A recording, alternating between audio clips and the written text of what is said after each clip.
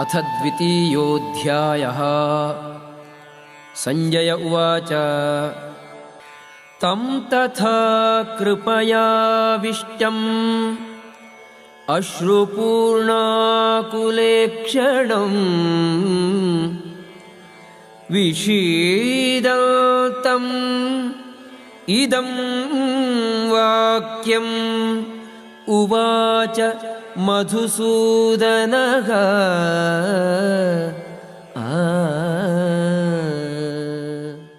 Sanjaya said, seeing Arjuna full of compassion, his mind depressed, his eyes full of tears, Madhusudana, Krishna, spoke the following words.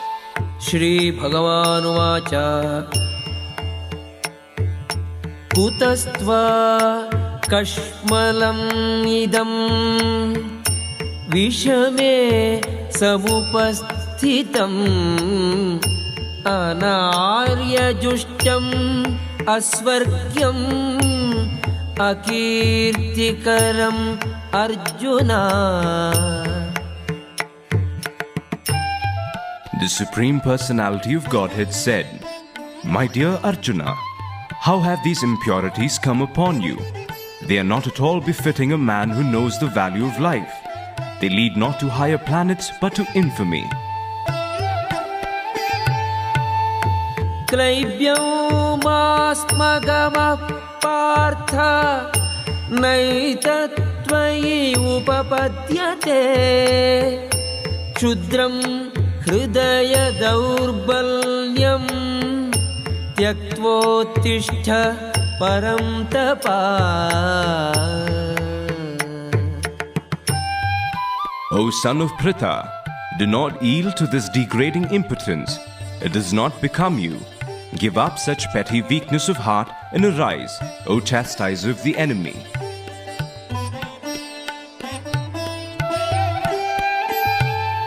Arjuna uvacha katham bhishmamaham sankhe dronam cha madhusudana ishubhihi pratiyotsyami pujarhau arisudana. Arjuna said, O killer of enemies, O killer of Madhu, how can I counterattack with arrows in battle men like Bhishma and Drona who are worthy of my worship?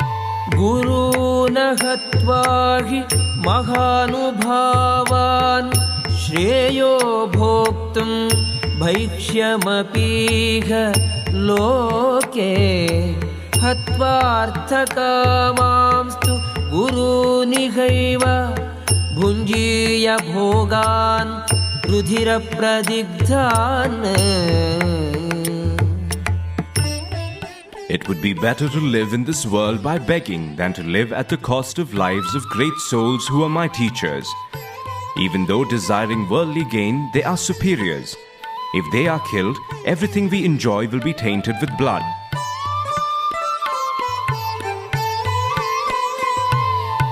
न चैतद्विद्मः कतरन्नो गरीयो यद्वा जयेम यदि वा नो जयेयुः यानेव हत्वा न जिजीविषामः तेव स्थिता प्रमुखे धार्तराष्ट्राः. Nor do we know which is better, conquering them or being conquered by them. If we kill the sons of Dhritarashtra, we should not care to live. Yet they are now standing before us on the battlefield. Karpanya doshopagata svabhavaha pritchami tvam dharma sammudha chetaga yaccheyasyan nishchitam bruhitam me shishyasteham shadhi mam tvam prapannam.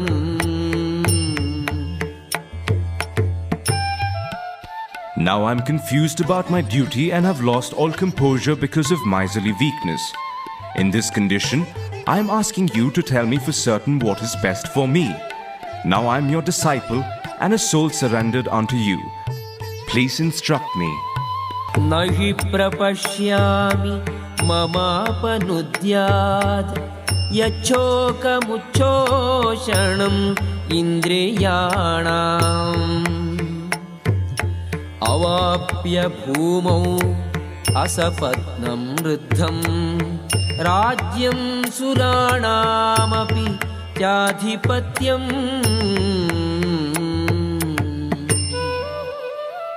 I can find no means to drive away this grief which is drying up my senses. I will not be able to dispel it even if I win a prosperous, unrivaled kingdom on earth with sovereignty like the demigods in heaven.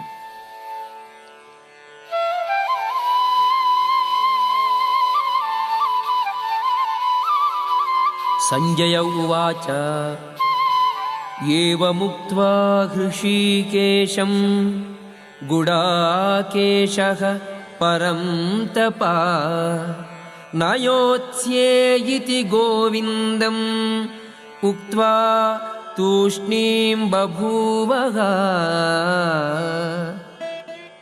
Sanjaya said, having spoken thus, Arjuna, chastiser of enemies, told Krishna, Govinda, I shall not fight, and fell silent. Tamuvacha hrishikeshaha prahasanniva bharata senayorubhayor madhye vishidantamidam vachaha.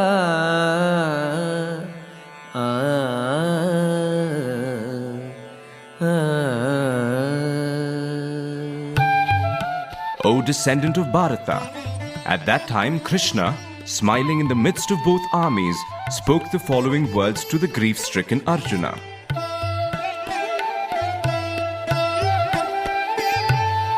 Shri Bhagavan Vaja Ashocyananvashocastvam Prajnavadamscha Bhashase Gatasun Agatasumscha Nanushocanti Panditaha.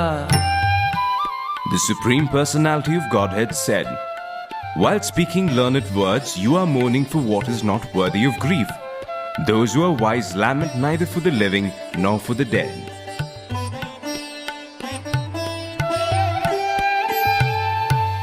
Natvevaham jatunasam natvam neme janadhipaha nachaiva na bhavishyamaha sarve vayamatah param.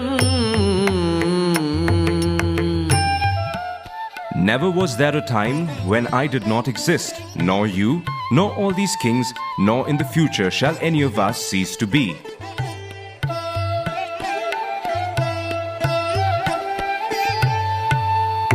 Dehinosmil yatha dehe kaumaram yauvanam jada tatha dehantara praptihi dhiraha tatra na mukhyati. As the embodied soul continuously passes in this body from boyhood to youth to old age, the soul similarly passes into another body at death. A sober person is not bewildered by such a change.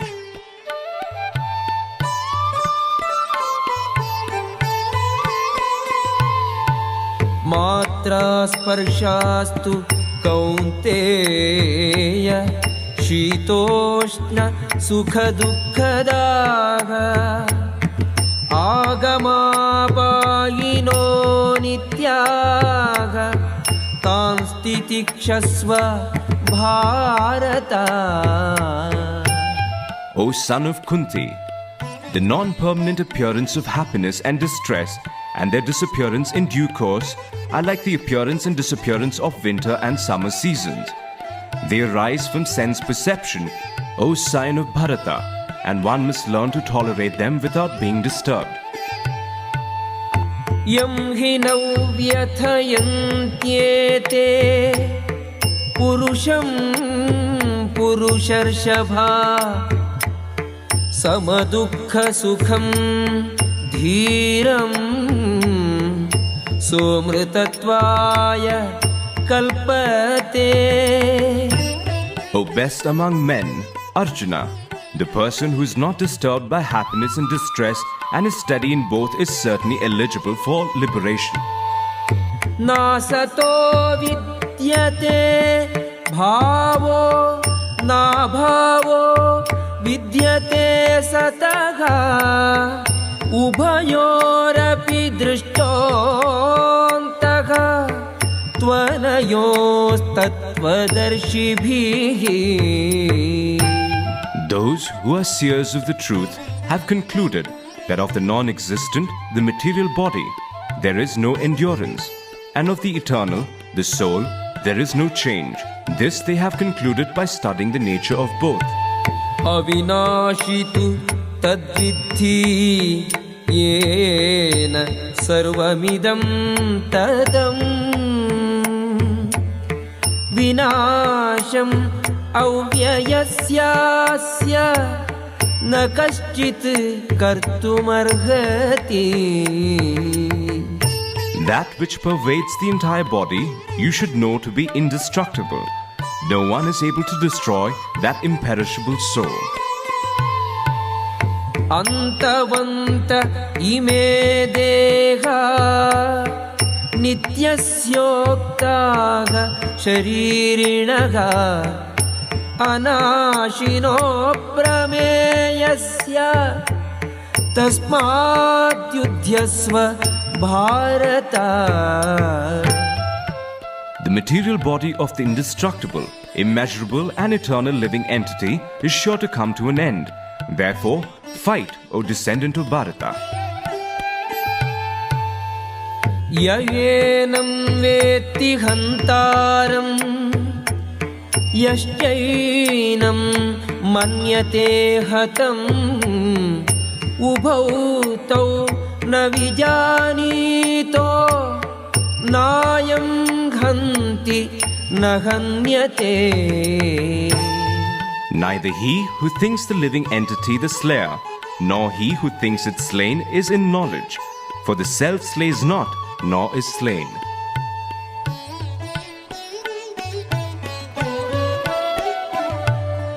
न जायते म्रियते वा कदाचित् नायं भूत्वा भविता वा न भूयः अजो नित्यः शाश्वतोऽयं पुराणो न हन्यते हन्यमाने शरीरे.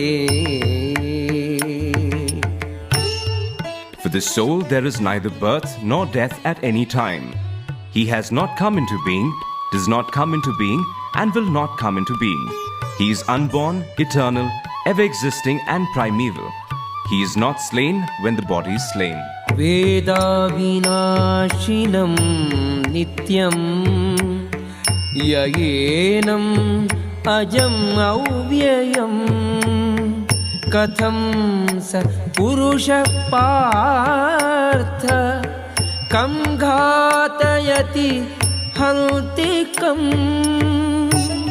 O Partha, how can a person who knows that the soul is indestructible, eternal, unborn and immutable kill anyone or cause anyone to kill? वासांसि जीर्णानि यथा विहाय नवानि गृह्णाति नरोपदानि तथा शरीराणि विहाय जीर्णानि अन्यानि संयाति नवानि देहि. As a person puts on new garments, giving up old ones, the soul similarly accepts new material bodies, giving up the old and useless ones. नैनं छिन्दन्ति शस्त्राणि नैनं दहति पावकः न चैनं क्लेदयन्त्यापो न शोषयति मारुतः.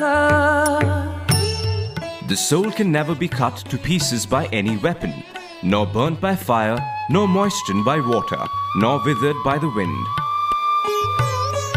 अच्छेद्योऽयम् अदाह्योऽयम् अक्लेद्यो शोष्य एव च नित्यः सर्वगतः स्थाणुः अचलोऽयं सनातनः. This individual soul is unbreakable and insoluble, and can be neither burnt nor dried. He is everlasting, present everywhere, unchangeable, immovable, and eternally the same. अव्यक्तोऽयम् अचिन्त्योऽयम् अविकार्योऽयमुच्यते. तस्मादेवं विदित्वैनं नानुशोचितुम् अर्हसि. It is said that the soul is invisible, inconceivable, and immutable. Knowing this, you should not grieve for the body. अथ चैनं नित्यजातं नित्यं वा मन्यसे मृतं. तथापि त्वं महाबाहो नैनं शोचितुम् अर्हसि. If, however, you think that the soul or the symptoms of life is always born and dies forever, you still have no reason to lament, O mighty armed. जातस्य हि ध्रुवो मृत्युः ध्रुवं जन्म मृतस्य च. तस्मात् अपरिहार्येऽर्थे न त्वं शोचितुम् अर्हसि. One who has taken his birth is sure to die, and after death one is sure to take birth again. Therefore, in the unavoidable discharge of your duty, you should not lament.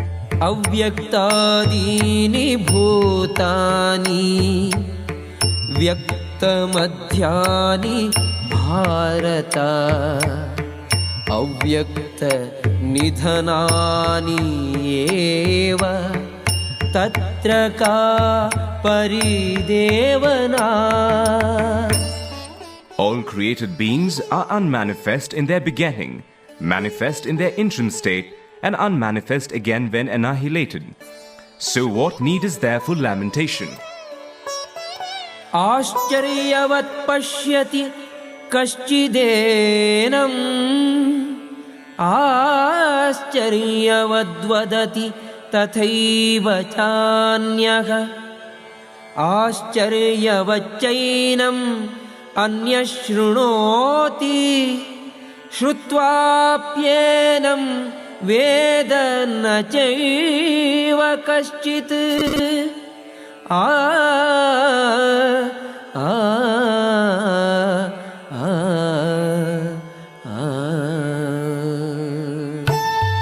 Some look on the soul as amazing, some describe him as amazing, and some hear of him as amazing, while others, even after hearing about him, cannot understand him at all.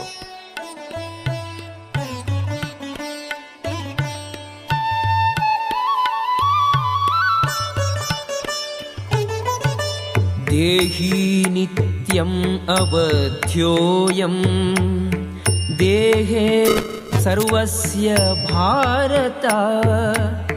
तस्मात् सर्वाणि भूतानि न त्वं शोचितुम् अर्हसि. O descendant of Bharata, he who dwells in the body can never be slain. Therefore, you need not grieve for any living being. स्वधर्ममपि चावेक्ष्य न विकम्पितुम् अर्हसि. धर्म्याद्धि युद्धात् श्रेयोऽन्यत् क्षत्रियस्य न विद्यते. Considering your specific duty as a Kshatriya, you should know that there is no better engagement for you than fighting on religious principles, and so there is no need for hesitation.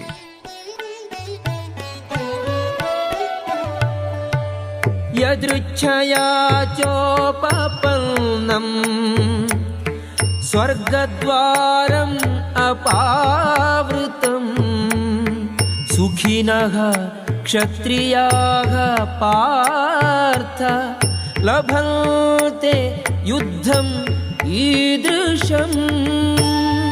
O Partha, happy are the Kshatriyas to whom such fighting opportunities come unsought, opening for them the doors of the heavenly planets. अथ चेत्त्वमिमं धर्म्यं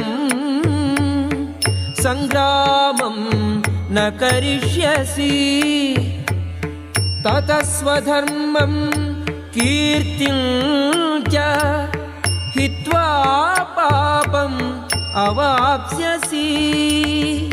If, however, you do not perform your religious duty of fighting, then you will certainly incur sin for neglecting your duties and thus lose your reputation as a fighter.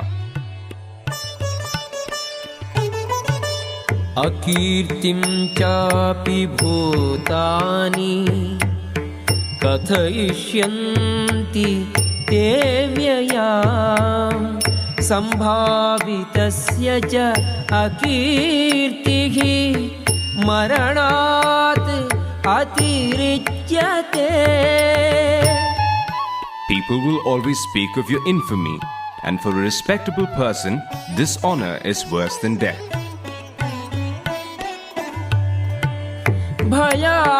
भयाद्रणात् उपरतं मंस्यन्ते त्वां महारथाः येषां च त्वं बहुमतो भूत्वा यास्यसि लाघवम्. The great generals who have highly esteemed your name and fame will think that you have left the battlefield out of fear only, and thus they will consider you insignificant.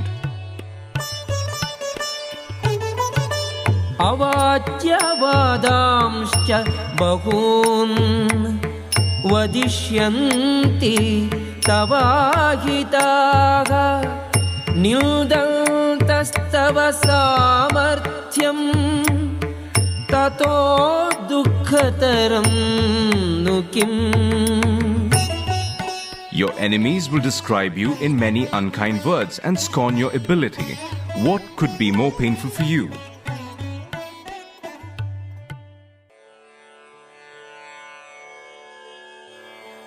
हतो वा प्राप्स्यसि स्वर्गं जित्वा वा भोक्ष्यसे महीम्. तस्मात् उत्तिष्ठ कौन्तेय युद्धाय कृतनिश्चयः.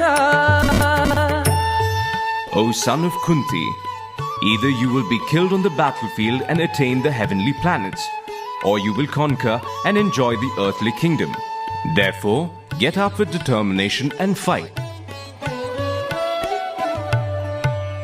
सुख दुःखे समे कृत्वा लाभालाभौ जयाजयौ ततो युद्धाय युज्यस्व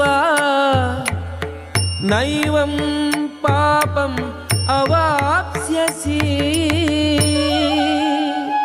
Do thou fight for the sake of fighting, without considering happiness or distress, loss or gain, victory or defeat, and by so doing you shall never incur sin.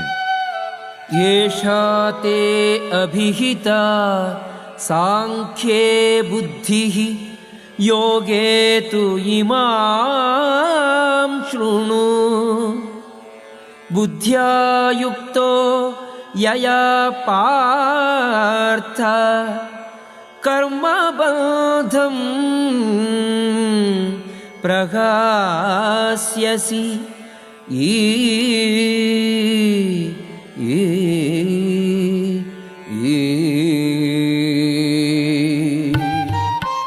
Thus far, I have described this knowledge to you through analytical study. Now listen as I explain it in terms of working without fruitive results. O son of Pritha, when you act in such knowledge, you can free yourself from the bondage of works. नेहाभिक्रमनाशोऽस्ति प्रत्यवायो न विद्यते स्वल्पमप्यस्य धर्मस्य त्रायते महतो भयात्. In this endeavor, there is no loss or diminution, and a little advancement on this path can protect one from the most dangerous type of fear. व्यवसायात्मिका बुद्धिः एकेह कुरुनन्दन बहुशाखा ह्यनन्ताश्च बुद्धयो व्यवसायिनाम्. Those who are on this path are resolute in purpose, and their aim is one. O beloved child of the Kurus, the intelligence of those who are irresolute is many-branched. यामिमां पुष्पितां वाचं प्रवदन्ति अविपश्चितः वेदवादरताः पार्थ नान्यदस्तीति वादिनः कामात्मानः स्वर्गपराः जन्म कर्म फलप्रदां क्रियाविशेष बहुलां भोगैश्वर्यगतिं प्रति. Men of small knowledge are very much attached to the flowery words of the Vedas, which recommend various fruitive activities for elevation to heavenly planets, result in good birth, power, and so forth. Being desirous of sense gratification and opulent life, they say that there is nothing more than this. भोगैश्वर्यप्रसक्तानां तया अपहृतचेतसां व्यवसायात्मिका बुद्धिः समाधौ न विधीयते. In the minds of those who are too attached to sense enjoyment and material opulence, and who are bewildered by such things, the resolute determination for devotional service to the Supreme Lord does not take place. त्रैगुण्य विषया वेदाः निस्त्रैगुण्यो भवार्जुन निर्द्वन्द्वो नित्यसत्त्वस्थो निर्योगक्षेम आत्मवान्. The Vedas deal mainly with the subject of the three modes of material nature. O Arjuna, become transcendental to these three modes, be free from all dualities and from all anxieties for gain and safety, and be established in the self.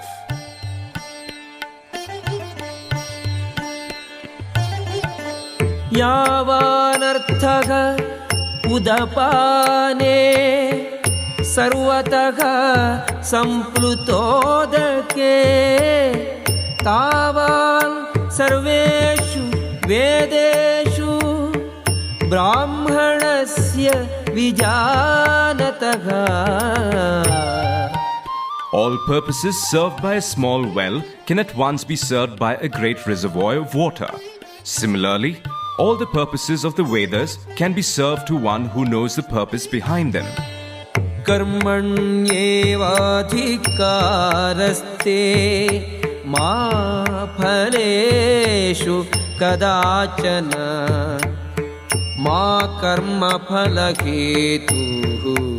भू मा ते संगोस्तु अकर्मणि. You have a right to perform your prescribed duty, but you are not entitled to the fruits of action. Never consider yourself the cause of the results of your activities and never be attached to not doing your duty. योगस्थः कुरु कर्माणि संगं त्यक्त्वा धनञ्जय सिद्ध्यसिद्ध्योः समो भूत्वा समत्वं योग उच्यते. Perform your duty equipoised, O Arjuna, abandoning all attachment to success or failure. Such equanimity is called yoga.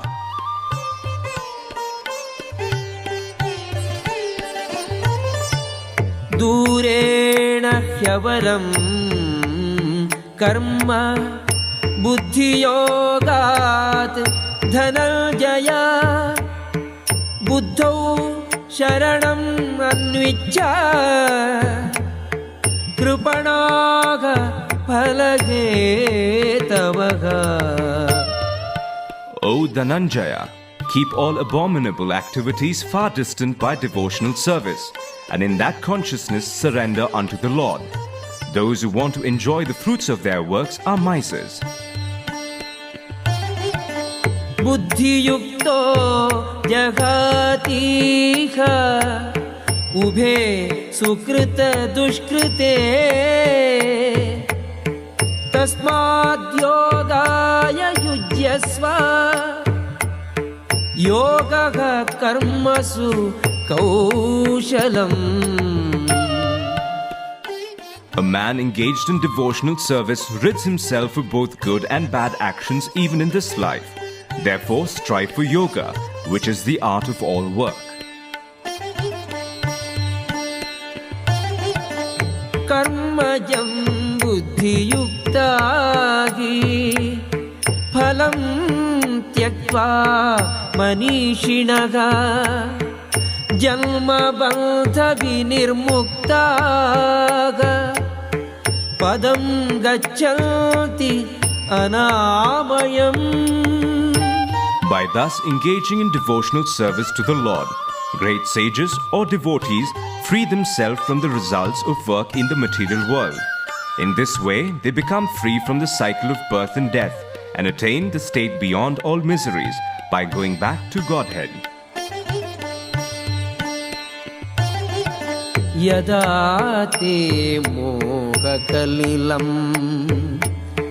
बुद्धिः व्यतितरिष्यति तदा गन्तासि निर्वेदं श्रोतव्यस्य श्रुतस्य च.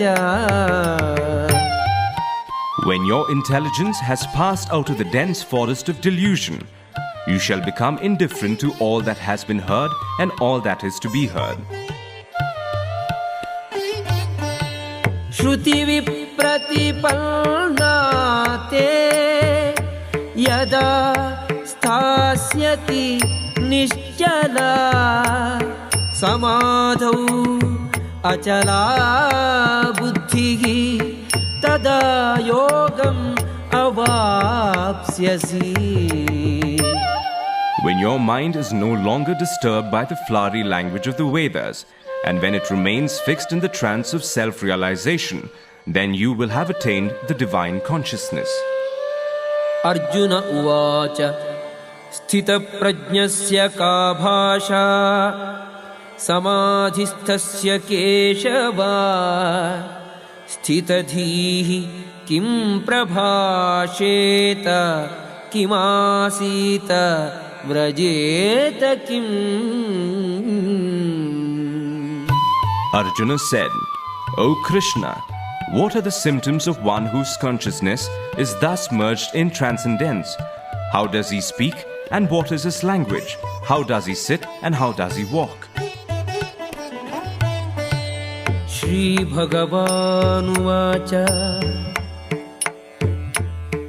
Prajahati yada kaman sarvan partha manogatan आत्मन्येवात्मना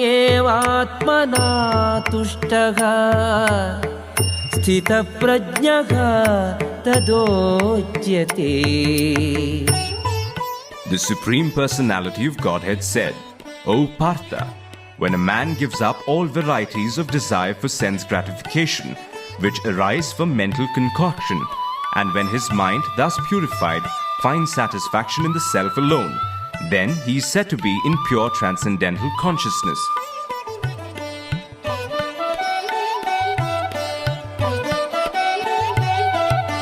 दुःखेषु अनुद्विग्नमनाः सुखेषु विगतस्पृहः वीतरागभयक्रोधः स्थितधीः मुनिरुच्यते.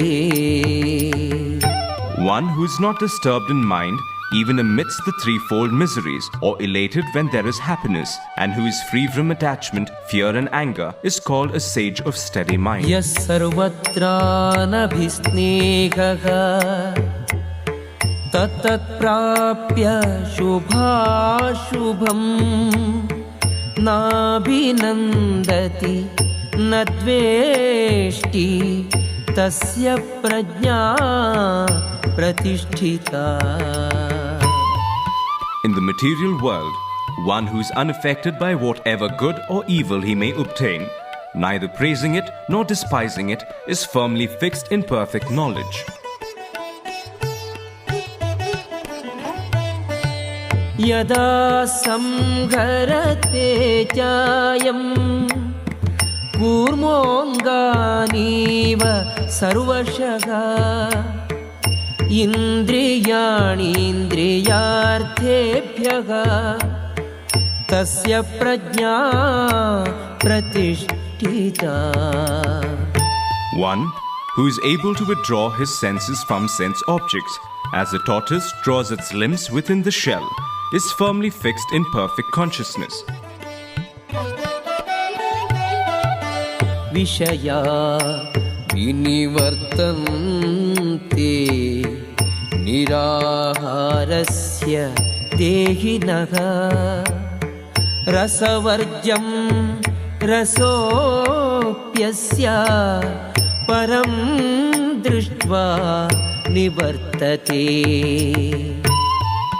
The embodied soul may be restricted from sense enjoyment, though the taste for sense objects remains. But ceasing such engagements by experiencing a higher taste, he is fixed in consciousness.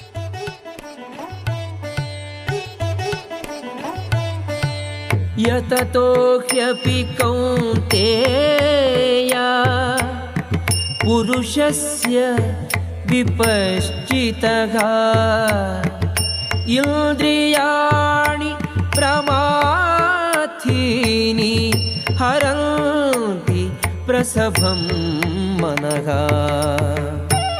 The senses are so strong and impetuous, O Arjuna, that they forcibly carry away the mind even of a man of discrimination who is endeavoring to control them. Tani sarvani samyamya yukta asita matparaha vashehi yasyendriyani tasya prajna pratisthita.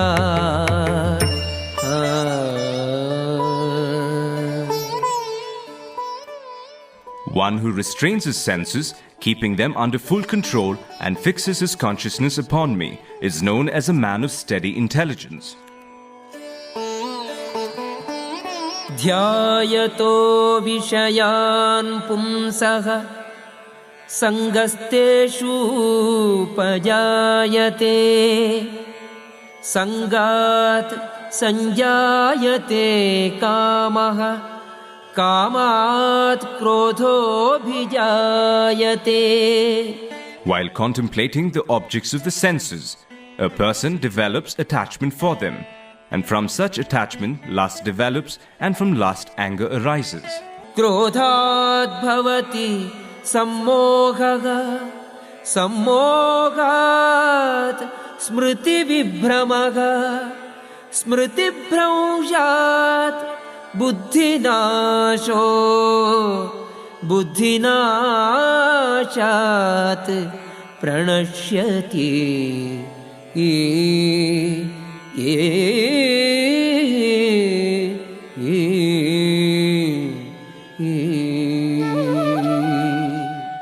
From anger, complete delusion arises, and from delusion, bewilderment of memory. When memory is bewildered, intelligence is lost, and when intelligence is lost, one falls down again into the material pool. रागद्वेष वियुक्तैस्तु विषयान् इन्द्रियैश्चरन् आत्मवश्यैः विधेयात्मा प्रसादम् अधिगच्छति. But a person free from all attachment and aversion and able to control his senses through regulative principles of freedom can obtain the complete mercy of the Lord. प्रसादे सर्वदुःखानां हानिरस्योपजायते प्रसन्नचेतसो ह्याशु बुद्धिः पर्यवतिष्ठते. For one thus satisfied in Krishna consciousness, the threefold miseries of material existence exist no longer. In such satisfied consciousness, one's intelligence is soon well established. नास्ति बुद्धिः अयुक्तस्य न चायुक्तस्य भावना न चाभावयतः शान्तिः अशान्तस्य कुतः सुखम्. One who is not connected with the Supreme in Krishna consciousness can have neither transcendental intelligence nor a steady mind, without which there is no possibility of peace. And how can there be any happiness without peace? इन्द्रियाणां विचरतां यन्मनोनुविधीयते तदस्य हरति प्रज्ञां वायुर्नावमिवाम्भसि.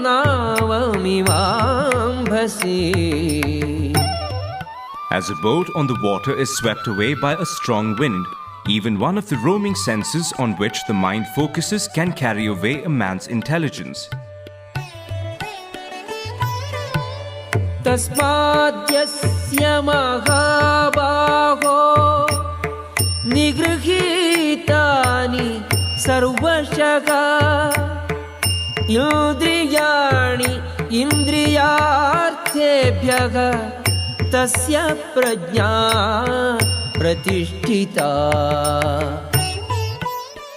Therefore, O mighty armed, one whose senses are restrained from their objects is certainly of steady intelligence. या निशा सर्वभूतानां तस्यां जागर्ति संयमी यस्यां जागृति भूतानि सा निशा पश्यतो मुनेः. What is night for all beings is the time of awakening for the self-controlled, and the time of awakening for all beings is night for the introspective sage. आपूर्यमाणम् अचलप्रतिष्ठं समुद्रमापः प्रविशन्ति यद्वत् तद्वत् कामाः यं प्रविशन्ति सर्वे स शान्तिम् आप्नोति न कामकामी.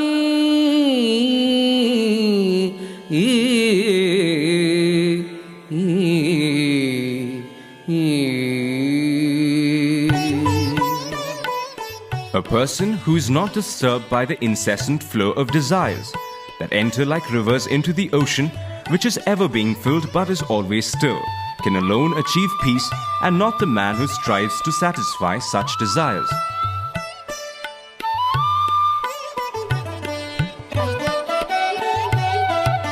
विहाय कामान् यः सर्वान् पुमांश्चरति निःस्पृहः निर्ममो निरहङ्कारः स शान्तिम् अधिगच्छति.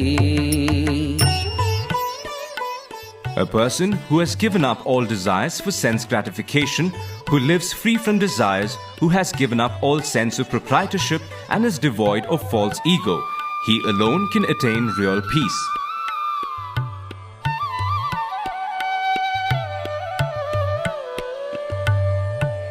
एषा ब्राह्मी स्थितिः पार्थ नैनां प्राप्य विमुह्यति स्थित्वा स्याम् अन्तकालेऽपि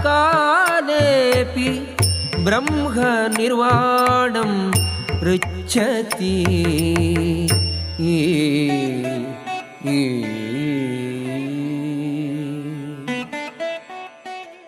That is the way of the spiritual and godly life, after attaining which a man is not bewildered.